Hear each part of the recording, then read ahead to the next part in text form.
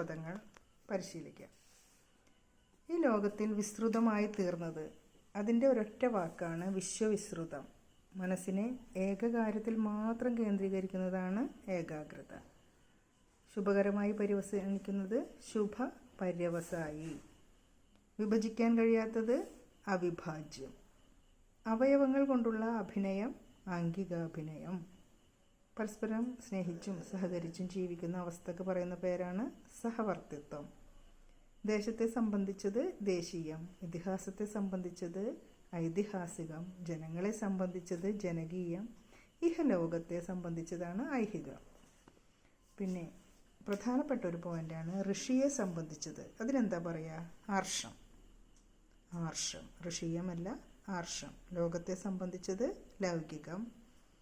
പിന്നെ നമ്മുടെ ആത്മാവിനെ സംബന്ധിച്ചത്, അതിനെ ഇപ്പോൾ ആത്മീയം എന്ന് പറഞ്ഞാലും ആത്മികം എന്ന് പറഞ്ഞാലും രണ്ടും ശരിയാണ്.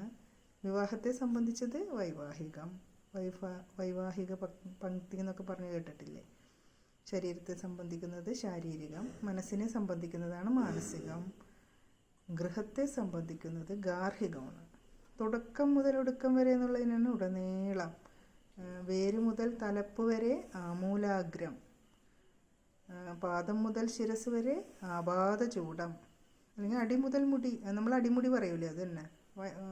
ബാലന്മാർ മുതൽ വൃദ്ധന്മാർ വരെ ആബാല വൃദ്ധം. ആത്മാഭിമാനത്തോടു കൂടി, അഭിമാനത്തോടു കൂടി, അതാണ് സ്വാഭിമാനം. അത്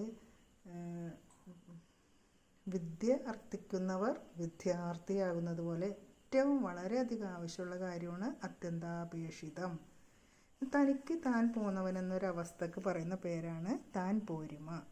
ഏറ്റവും ഉചിതമായിട്ടുള്ളത് കാര്യമാണ് ഔചിത്യം.